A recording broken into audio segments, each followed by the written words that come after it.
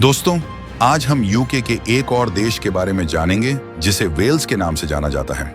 ये country UK के लिए तो जरूरी है ही, साथ ही इसका अपना अलग महत्व भी है। समंदर, झीलों और नदियों के बीच बसा यह सुंदर देश बहुत ही कम लोगों की नजरों में आता है।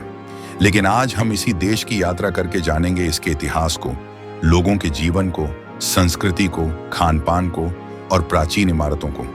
लेकिन वीडियो में आगे बढ़ने से पहले आपसे रिक्वेस्ट है कि इसे एक लाइक जरूर करें अगर आपने कुछ नया देखा या कुछ नया सीखा।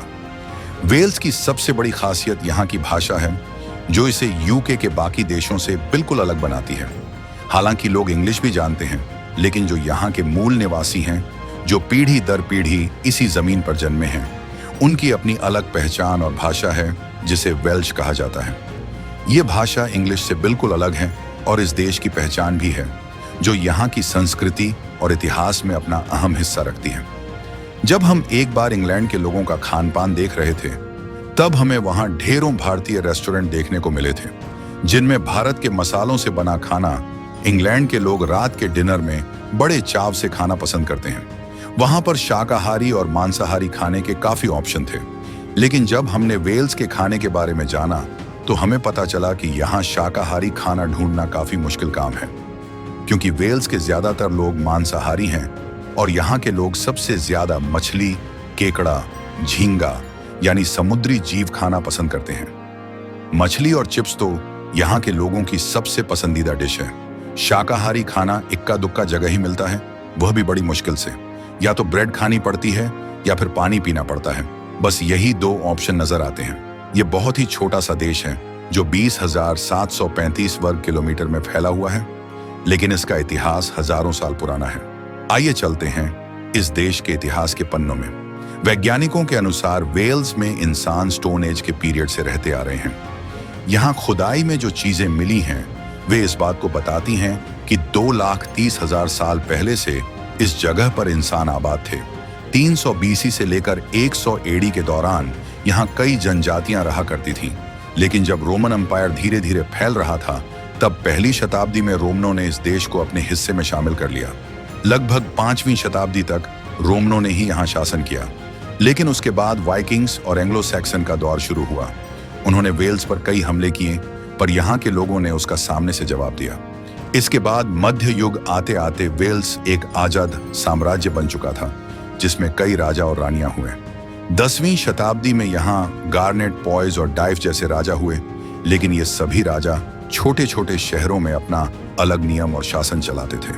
11वीं शताब्दी में ग्रुफ एप्लीमेनिन ने इन सभी रियासतों के राजाओं को इकट्ठा किया और देश को एकजुट किया, लेकिन इससे बात नहीं बनी और इसी चीज का फायदा उठाते हुए इंग्लैंड के राजा एडवर्ड फर्स्ट ने, जो 13वीं शताब्दी में थे, वेल्स को जीत लिया और अपने हिस्से में शामिल कर लिया।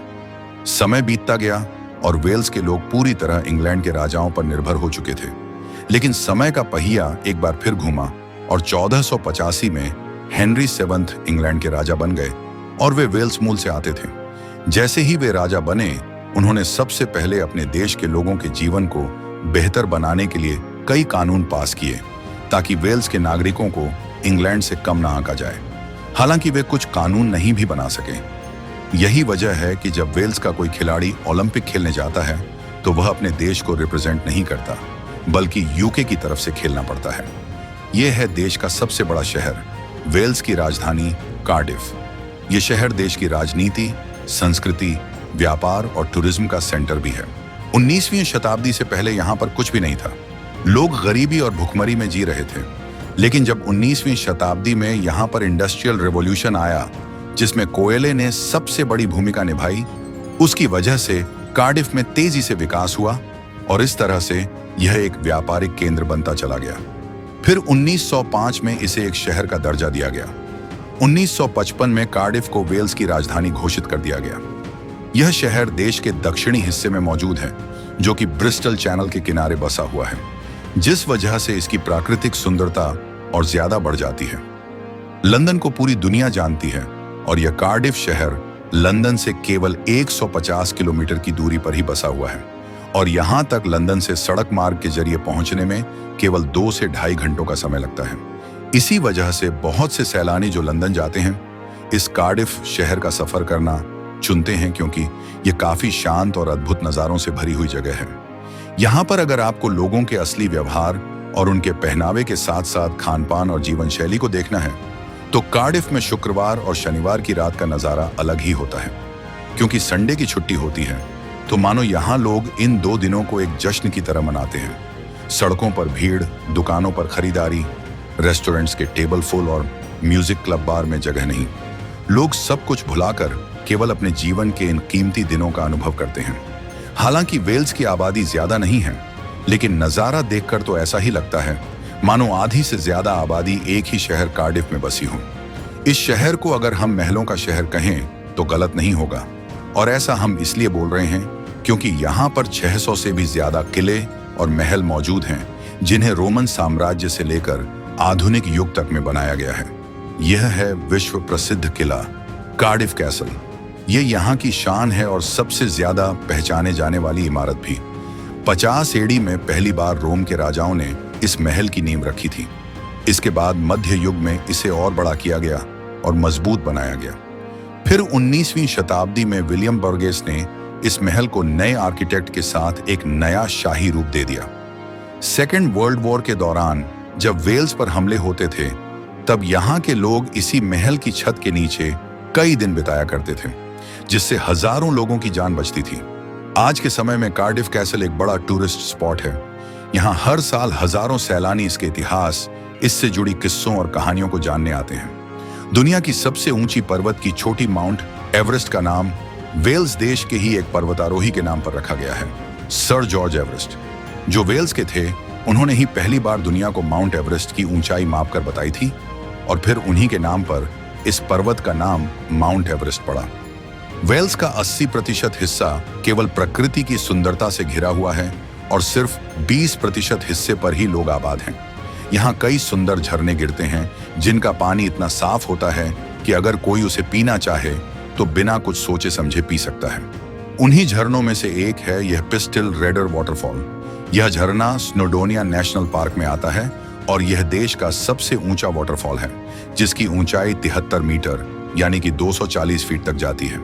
झरने के आसपास जंगल, पक्षियों की आवाज और प्रकृति का एहसास इसे और ज्यादा आकर्षक बना देता है।